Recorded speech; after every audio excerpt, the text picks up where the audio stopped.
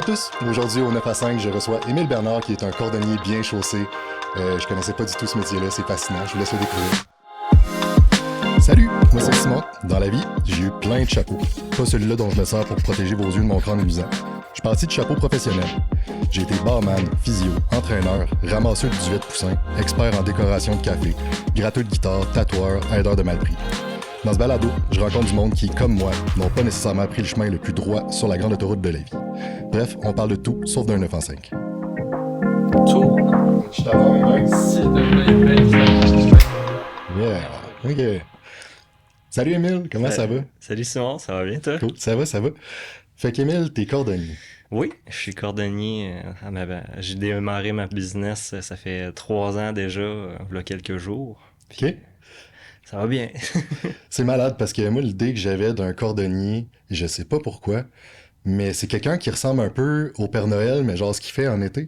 J'imagine tout le temps des vieux monsieur avec une barbe blanche, puis peut-être un monocle, je sais pas, en train de gosser sur des choses. Clairement, t'as pas de cheveux blancs, Non. t'es jeune. Non. Comment t'es arrivé à vouloir être cordonnier, dans le fond? Écoute, j'ai été formé par un monsieur qui ressemble un peu à ta description. Bon. J'ai tout le temps eu la passion, tu sais, du travail du cuir, manuel. J'ai tout le temps fait des formations manuelles aussi, puis Ok. tout. Puis je suis pas parti directement en ayant de l'intérêt pour ça, mais ça en est venu à ça avec le temps, là. Puis dans le fond, j'ai montré un peu d'intérêt à quelqu'un qui faisait de la cordonnerie depuis 35 ans à Rimouski. Ça, c'est-tu le Père Noël? Comment est-ce que tu... On va l'appeler, son Ouais. nom c'est Richard, C'est Richard. Richard Lachance, Ok. qui a créé dans le fond Chaussures d'Annie, Cordonnerie Saint-Pierre avec ses collègues dans le fond du temps. Puis lui, j'allais le voir depuis que j'étais tout petit pour lui montrer des projets, puis aller chercher des rivets chez eux à sa cordonnerie. Puis vu que j'avais de l'intérêt un jour, puis vu qu'il n'y avait pas de relève, ben il est venu comme me proposer une formation en cordonnerie à sa shop. OK. Fait que c'est vraiment quelque chose qui se passe par mentorat, dans le fond. Tu dois apprendre d'un maître cordonnier. Ouais. OK. C'est en plein ça. Lui, il a appris à l'école, en fait. Dans son temps, je pense que c'est dans les années 80, il y avait une formation. Même avant ça, lui, il l'a fait, ça fait vraiment plus longtemps. Mais ils ont arrêté la formation de cordonnier dans les années 80, dans le fond, vu qu'apparemment, il y en avait trop. Puis là, OK. ouais, là, il n'y a plus de formation de cordonnerie qui se donne. Donc, c'est ça, c'est de professionnels en futur étudiant en cordonnerie, qu'on pourrait dire. OK, Là. OK. Puis là, tu me disais, dans le fond, que t'étais tout jeune, puis t'allais déjà y proposer des projets de cordonnerie. Fait que dans le fond, c'est pas nouveau, cet intérêt-là. C'est vraiment quelque chose que tu possèdes depuis que t'es jeune. Ben oui. Comment t'as su ça? Tu sais, qu'est-ce qui t'a fasciné sur le cuir en général, les souliers? Ça a parti de loin, ça part de loin, en fait, je travaillais plus le bois à l'époque, puis j'ai commencé à confectionner des boucliers en bois. OK. Puis au final, ça me prenait du cuir pour faire le contour du bouclier, au final. Fait que j'avais besoin de cuir. Donc je suis allé voir Richard, puis il me vendait un peu un morceau de cuir ou par-ci par-là. Puis au final, j'avais des chutes de cuir, donc j'ai commencé à bricoler avec ça, me faire des petites pochettes, puis tout. Puis là, avec le temps, il y a des amis à moi qui étaient comme « Ah, ben c'est vraiment cool, c'est toi qui as fait ça, ta. » Puis là, ils me demandaient des petits projets ou de quoi dans le genre. Fait que là, il fallait que j'aille voir Richard plus souvent. OK. Fait que ça part un peu de ça, dans le fond. Là. OK. Puis là, tu me parles de bouclier. J'imagine que c'est pas parce que tu te bats dans la rue. Tu dois faire des GN, quelque chose de même. Ah au oui, début, ben ouais? ça part de loin, ça aussi. OK. J'ai fait des GN toute ma jeunesse, dans le fond, grandeur nature. Pour ceux qui savent pas c'est quoi. C'est comme Donjon Dragon, mais en vrai. Puis ça a parti pas mal avec ça, tu sais, confection de costumes. Puis dans le temps, on n'avait pas nécessairement comme la boutique L'Imaginaire à Québec. Là, on allait là, puis on y allait pas souvent, dans le fond. Puis ça part de loin. Donc tous les costumes, c'est pas mal nous autres qui les fabriquaient dans le coin. Puis c'est ça. OK. Ah ouais, fait que tu t'es vraiment parti. Je peux pas dire une entreprise parce que ça devait pas être une entreprise à ce moment-là, mais t'étais comme le gars qu'on allait voir pour un beau costume de GN. Ben, il y en avait pas mal dans le temps. Moi, OK. c'était vraiment... au final, j'ai commencé à faire, tu sais, ça, des pochettes, des petits sacs, tu sais, puis des trucs de même, des masques. Puis avec le temps, ben, c'est devenu pas mal un trip, là. C'était pas encore ma profession, tu sais. Ok. Puis là, quand j'ai commencé à faire de la cordonnerie avec Richard, justement, lui, tu sais, il m'a permis de pouvoir travailler un peu plus à la shop, à l'atelier. Donc, ça me donnait un peu plus de temps pour travailler avec des machines, puis des Ouais, ouais. machines à coudre, puis tout ça, là. C'est un peu le matériau. Ouais, Ok, cool. Puis si on parle un peu de ton passé, avant d'être cordonnier, ouais. puis t'es intéressé à la cordonnerie, t'as-tu d'autres jobs? C'est quoi un peu ton Ouais. parcours professionnel, mettons? Ben, j'ai commencé, j'ai fait des formations, une formation en ébénisterie, ça Ok. fait peut-être déjà 15 ans. Fait que c'est à partir de là. Tu sais, je savais pas trop m'aligner, honnêtement. Je savais que j'étais manuel Ouais. depuis vraiment longtemps. Mais j'avais jamais vraiment mis le doigt sur ce que j'aimais. Tu sais, moi, quand j'étais petit, je me promenais dans l'atelier à mon père, puis quand je m'ennuyais, je regardais autour, puis je me disais, bon, qu'est-ce que je pourrais démonter aujourd'hui? Est-ce que ton père était ébéniste? Mon père est plombier d'un Ok. métier, dans le fond. Fait qu'il y avait des outils de toutes les sortes, puis il est super manuel. Fait que, tu sais, il rénovait lui-même dans la maison, il faisait toutes ses affaires, puis tout. Fait qu'il y avait plein d'outils différents. Fait que moi, je trouvais ça intéressant, là. Puis pour un petit gars qui veut se désennuyer, voir tout ça, ça lui donne des idées au final. Fait que, ouais, ça part de loin, là, Ok. le manuel. Cool. Puis là, maintenant que t'as ta cordonnerie, je suis vraiment intéressé un peu par ton quotidien, là. C'est tellement un métier que je connais pas. Ouais. Qu'est-ce que t'as fait hier, mettons? Hier, c'est drôle, c'est ma journée de congé. Ok. Le lundi, je suis fermé. Mais dans le fond, une journée typique de cordonnerie, ben, je me lève, puis je place pas mal les articles que je dois réparer dans la journée ou dans la semaine en pile, généralement. Ça fait que je fais des petites montagnes de réparation, puis tu sais, j'arrache tout ce qu'il y a à arracher sur les semelles que je dois recoller, exemple, puis je les mets tout ensemble, puis je me fais vraiment des lots de réparation, soit une semaine que je focus sur du collage, ben je prépare tous les collages, je chope toutes les parties à sabler, puis je les mets en ordre carrément, puis le lendemain, ben je suis prêt à coller puis à assembler, fait que je vais vraiment par étapes. Ok. Pareil pour la couture, dans le fond, fait que je prépare mes pièces, je mets un peu de colle, j'applique les pièces sur les souliers, puis je me fais une petite montagne en avant de ma machine à coudre, puis après ça, ben je pars à coudre pendant quelques heures, dans le fond. Ok. Là. Fait que c'est vraiment du travail à la chaîne, si on peut dire, mais t'es le seul maillon de ta chaîne. Ouais, Mais c'est tu te ça. prépares vraiment des petites étapes. Puis, Exact, ok. c'est ça. C'est pas mal la seule méthode pour pouvoir être le moindrement rentable, là, pour Ok. pouvoir avoir un lot de réparation satisfaisant, là, pour avoir de l'argent qui rentre, c'est vraiment d'être capable de se faire des bonnes piles puis de les clencher le plus vite possible, dans le fond, là. Fait que ça fait C'est ça. partie d'un bon défi aussi de gérer ces piles-là. Ouais, c'est ça. J'ai plein de questions par rapport à d'où viennent ces piles-là, justement. Tu sais, c'est qui tes clients? Ah, et la ville au complet, là, je te Ok. dirais, à Rimouski a tout le temps eu un bon réflexe quand même pour les gens ont tout le temps eu le réflexe d'aller porter les trucs chez le cordonnier. Il y en avait 4 avant des cordonneries à Rimouski, là, peut-être 20 ans. Puis avec le temps, ils ont pas mal tout fermé. Tu sais, le dernier, c'était Chaussures d'Agny, Cordonnerie Saint-Pierre, où est-ce que je travaillais avant. Puis c'était pas mal la seule cordonnerie qui restait là. Maintenant, il y a moi, puis je sais qu'il y a Ricky Cordonnerie aussi, puis il y a un orthésiste Martin là sur Évêché aussi qui est là. Dans le fond, fait on a plus, il y a plus grand point de service, puis il y a beaucoup de demandes. Fait que c'est pas facile de dealer avec autant de demandes parce qu'on peut pas je peux pas tout prendre Ouais, tu non dois plus. refuser C'est à ça, certains ben moments. je dois focuser au final sur ce qui est rentable pour moi. Puis c'est pas facile de trouver de la rentabilité avec tous les coûts, les matériaux qui augmentent. Puis honnêtement, c'est d'être capable de gérer ça, de comprendre, OK, non, ça, je peux plus faire ça, c'est plate. Mais, tu sais, refuser des jobs parce que, comme je te disais tout à l'heure, la commande de matériel est chère, est dure à porter au final parce que c'est tout le temps des grosses quantités à commander, puis des petites quantités à réparer sur le coup. Mais c'est ça. C'est un beau défi, mais... Ouais, c'est ça. En même temps, là, t'es en train de me dire, dans le fond, que tu montes un inventaire. J'imagine qu'à un moment donné, tu vas pouvoir arrêter de commander. Puis Exact. plus cordonnier. Coordonner tout ça. Ouais, Ouais, voilà. coordonner tout ça. OK, c'est drôle. T'as-tu, tes clients, ils ont-tu une certaine tranche d'âge? Parce que je me mets, mettons, moi, dans ma peau. Si mon soulier brise, je le jette puis j'en achète un autre. J'ai l'impression que c'est le Yes! réflexe de beaucoup de gens de notre génération. Ouais, quand même, mais il y a beaucoup de... C'est quand même un retour à la simplicité, comme je dirais, puis le coût de la vie est de plus en plus élevé, fait que je vois qu'il y a un retour un peu à ça, là, la réparation au final. Fait qu'il y a pas tant de tranches d'âge spécifiques, mais tu sais, c'est sûr que la plupart des gens, ce qui est le plus populaire pour aller chez le cordonnier, je te dirais, c'est entre 40 puis, tu sais, 40 puis 60 ans, Ok. puis et plus, là, au final, là.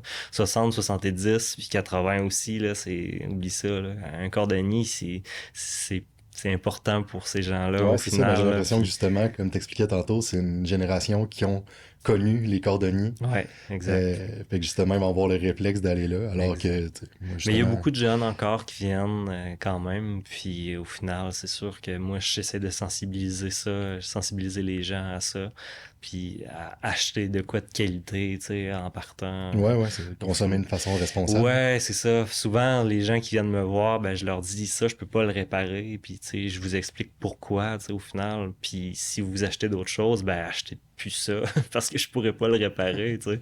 C'est ça, c'est de voir un peu les défauts d'avance là, qui vont arriver. Là, je le vois vite, là, au final, là, mais Ouais, c'est ça, mm. t'as un œil expert quand même.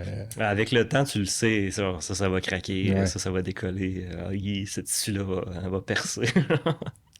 Mm. Puis justement, ces clients-là, comment tu vas les chercher? C'est quoi ta stratégie de te faire Ah, connaître comme cordonnier à Rimouski? honnêtement, là, depuis un moment déjà, c'est du bouche à oreille, tu sais, puis je suis déjà enterré, tu sais, OK, si, ouais, c'est assez, hein? c'est assez. Tu sais, je pourrais faire plus de pub, mais comme je disais tantôt, je suis comme là, je suis comme dans un stade que je dois réévaluer mon offre de service parce que la demande est quand même très élevée. Mais je suis tout seul, tu sais, puis j'ai pas nécessairement envie d'avoir d'employés. OK. Mais fait que je dois réévaluer un peu mon offre de service, donc diminuer un peu ce que j'offre aux clients. C'est Mhm. malheureux, j'aimerais ça pouvoir dire oui à tout, mais après un certain moment, quand ma pile est quasiment plus grande que moi, je peux pas, là. Tu peux Je pas te peux pas. porter tous ces souliers-là, clairement. Non, c'est ça. Fait qu'il faut que je diminue un peu, puis que je sélectionne qu'est-ce qui est rentable, puis qu'est-ce que j'aime faire, tu Ouais. sais, parce que, tu sais, je me suis démarré une entreprise parce que je voulais faire de quoi que j'aime aussi. Mm. Donc là, je peux focuser un peu sur ça, étant donné que j'ai eu beaucoup de travail. Là. Fait que je suis capable de dire, je peux plus faire ça, mais je vais faire ça, puis j'aime ça faire ça. Mm. Donc c'est comme un rêve qui se réalise un peu Ben, tranquillement. mais hein, tu sais, c'est une bonne façon d'alimenter ta passion, justement, en Exact, dirigeant exact. ton portfolio, si on peut dire, vers quelque chose que t'aimes, là. Je Oh, veux pas oui, faire un mauvais parallèle avec le tatou, mais au début, tu sais, tu prends à peu près n'importe quoi, puis à un moment donné, tu te spécialises, puis justement, c'est exact. là que le métier devient super intéressant, puis t'acquiers des compétences que personne d'autre a, finalement, parce que t'as C'est ça. tellement travaillé sur un sujet pointu que Exact. tu te ramasses avec une expertise, là. C'est ça, c'est en plein ça. Puis tu sais, quand j'ai commencé à m'intéresser aux souliers, à la confection un peu, j'ai compris des affaires vraiment vite à force de réparer des souliers. Puis tout, tu vois des petites affaires, tu vois comment c'est assemblé, tu vois comment que c'est collé, comment que ça c'est pas fait, c'est pas bien fait. Puis tout, ça peut être fait de cette façon-là. Fait que là, je m'enligne vraiment vers je veux faire des souliers, je veux faire des sandales, puis c'est vraiment là que mon focus c'est présentement, tu sais. Je veux réparer, mais je veux aussi Ouais, ouais. confectionner de plus en plus avec le temps, là. Fait Fait que t'es que, quelqu'un de créatif, dans le fond. oui, Ouais. quand même, là, OK. c'est sûr que oui, là. C'est sûr qu'avec ton background de GN, tu sais, Ah oui, place à l'imaginaire là-dedans aussi, puis tu Mm, dois avoir des plans funky un peu dans ta tête de ce que tu pourrais faire, mais que personne ne demande, dans le fond, là. c'est pas long là que je m'emporte là, tu sais, Ouais, ouais. je vois de quoi puis je me dis ça peut être fait comme ça, tu sais. Puis j'ai fait une formation en ébénisterie, j'ai fait une formation en charpenterie aussi, puis tout. Fait que moi concevoir de quoi, avoir une vision 3D de la chose pour moi c'est facile, puis j'aime ça, tu sais au final. Fait que construire puis améliorer là, c'est de quoi qui est tout le temps dans ma tête là, quand je regarde un projet là, fait que Fait que là, j'en conçois que t'es travailleur autonome. Tu fais toi-même ton horaire, ouais. j'imagine, de ce que je comprends. T'as les lundis de congé. Comment tu prends soin de toi au travers, justement, le démarrage d'une entreprise qui est quelque chose qui tire assez de jus, là? Oui, ben c'est sûr que j'essaie d'allier quand même le passe-temps, là. Les fins de semaine, je travaille aussi un peu, j'entretiens le terrain, puis on fait du ménage, tu sais, on a plein d'affaires à faire, puis au final, c'est d'essayer de me garder du temps un petit peu la fin de semaine pour, tu sais, c'est ça, être avec ma femme. Mais on est tous les deux à la maison, puis ça, c'est déjà bien. On peut manger ensemble. Puis, fait que je me compte chanceux pour ça. Tu sais, on a du temps de libre quand même. Puis c'est ça, les lundis, je suis fermé, mais tu sais, là, je fais ma comptabilité, puis je travaille, mais il y a personne qui rentre à la cordonnerie, donc j'ai du temps pour travailler un peu plus sans me faire déranger, je pourrais dire. Ouais. Mais autrement que ça, je suis quand même capable de me mettre des semaines de vacances dans l'année. Puis Ok, ouais, je demande ça à mon boss, là. Puis il est bien d'adon. Ouais, il est pas trop méchant. Il paraît qu'il arrête pas de creuser ta blonde, mais c'est une autre histoire. Le maudit. Tu fais-tu encore des GM? J'en fais, mais surtout pour la relève, là, pour des amis, tu sais, la sœur de ma femme, elle a des enfants, puis on essaie tu sais, moi je les costume de temps en temps, je lui donne des petits morceaux par-ci par-là, tu sais, une ceinture, ou une petite armure, puis tout, puis on fait ça pour eux, genre, ou je vais aider des amis qui font des grandeurs nature à faire de l'organisation un petit peu, puis tout, mais maintenant, tu sais, je le fais vraiment plus pour la relève au final parce que je trouve ça le fun, tu sais, tout ce que j'ai vécu là, tu sais, des souvenirs de jeunesse de fou là que j'ai jamais autant ri de ma vie, tu sais, au final, fait que si je peux partager un peu cette expérience-là avec des jeunes, écoute, ils vont avoir les meilleures années de leur vie dans le bois, à triper avec leurs amis là, ça c'est sûr. Ouais, c'est tellement un beau monde, là. Ouais. J'ai pas la face d'un gars qui fait des GN nécessairement de ma barre, mais j'en ai fait un ou deux quand j'étais jeune. Ouais. Ouais, c'est des souvenirs quand même extrêmes, là. Ah C'est oui. tellement drôle, là. Tu peux pas vivre ça ailleurs que là, c'est sûr. Là. Genre, te cacher dans le bois puis sneaker quelqu'un. Ouais, ouais. Avec ta belle armure en cuir que t'es fier d'avoir fait, là. Ouais, incroyable. Non, c'est ça. Fait que ça part de tout ça, ça part de loin. Puis c'est des passions qui ont vraiment se sont développées de pas mal de ça, je te dirais. Ça part du médiéval, puis ça continue. Je continue à faire du stock médiéval quasiment à temps plein. Mais là, je veux vraiment évoluer un peu plus, puis diversifier vers le moderne, puis fabrication, comme je te dis, de souliers, sandales. Là, puis, Ouais, chaussures haut de gamme. Ouais.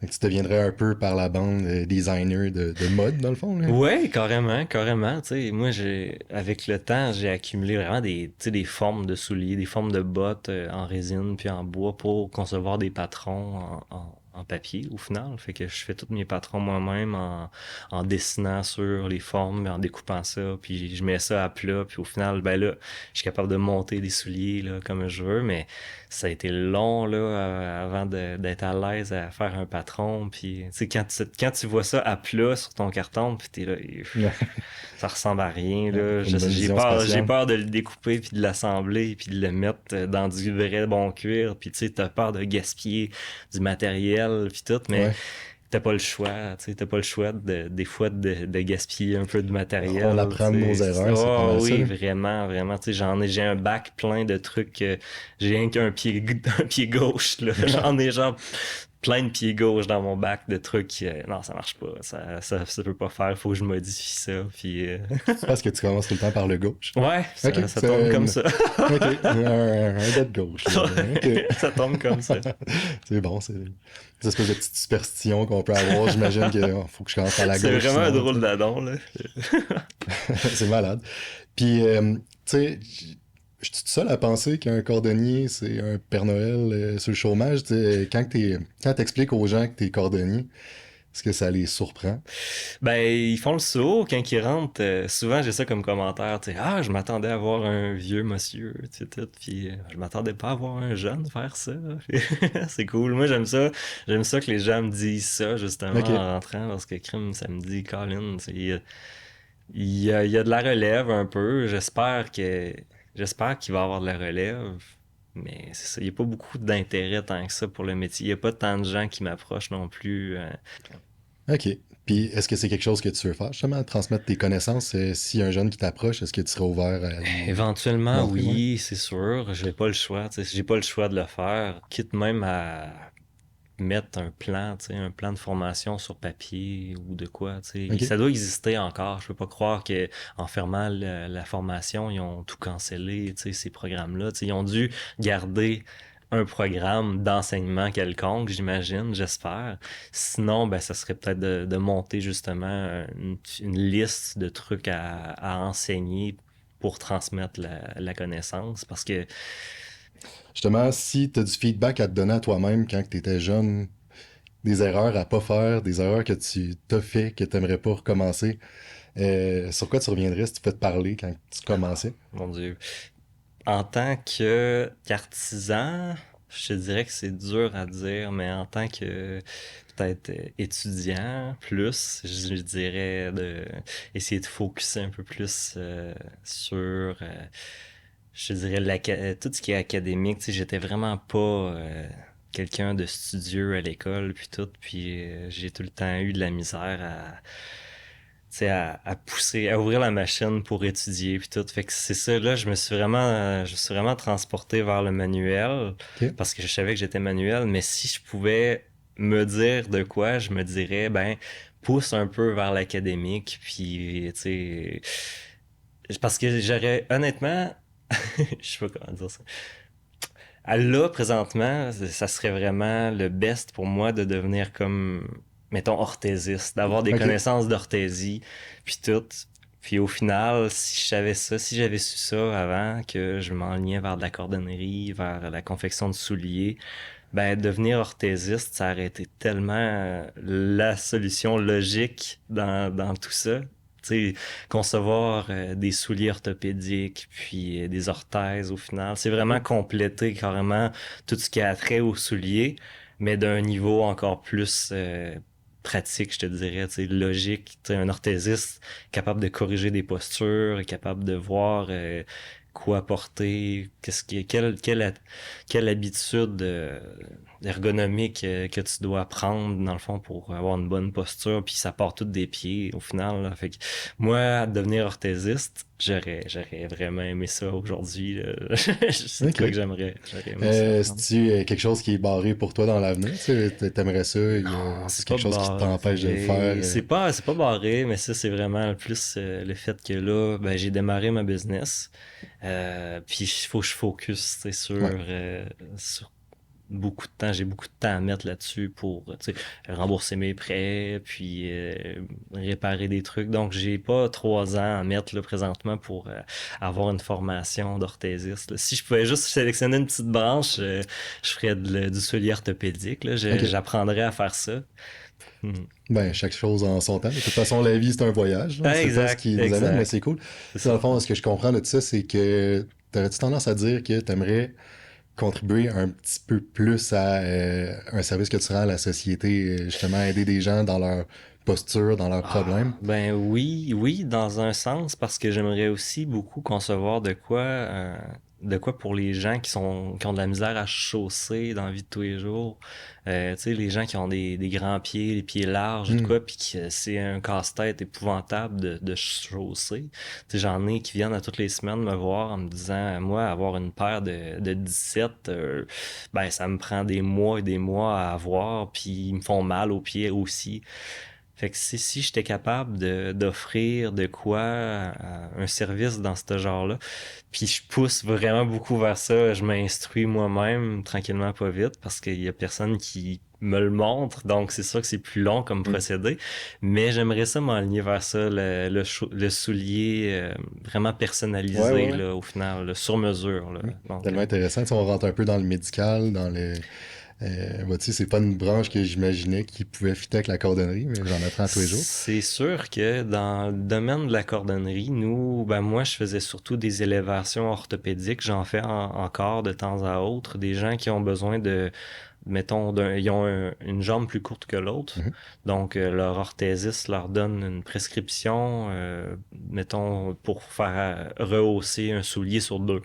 Donc, un soulier gauche, le gauche encore, il est plus court que le droit. Donc, moi, il faut que j'ajoute, mettons, un matériel, une mousse orthopédique de un demi-pouce. Donc, ça, c'est une élévation orthopédique.